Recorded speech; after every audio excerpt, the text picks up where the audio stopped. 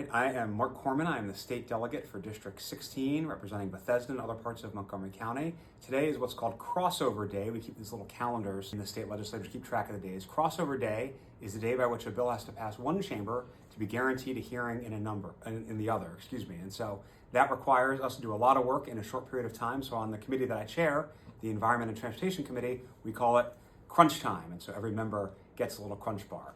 So what that really means for us today is in the committee this morning, we're going to be voting on the Renew Act, which is important environmental legislation to take account of the damage caused by greenhouse gas emitters and try to come up with a calculation of what they've cost the state over time.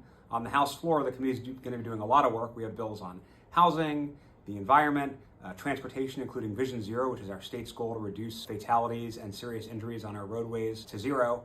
One of the bills, for example, is the Tenant Possession Recovery Act, which is legislation that we're passing to help tenants. They have to be evicted, making sure their personal property just doesn't end up at the street corner, but they have a safe and secure way to recover their property after being evicted. I also have a few bills that I'm the sponsor of that'll be voted on later today. One is the Metro Funding Modification Act to make sure we're keeping up with Metro's capital and safety needs, which is so important to Montgomery County and District 16. We also have legislation I authored related to the WSSC, our water utility, improving transparency and reporting and accountability there. And then the Franchise Reform Act, which is legislation we're using to try to improve the franchising environment, which is a business concept in Maryland, to make sure Maryland is a friendly place for franchisors and franchisees to do business. So a lot going on today. That's why we call it crunch time. And I look forward to updating you all after we adjourn later tonight. Thanks, everybody.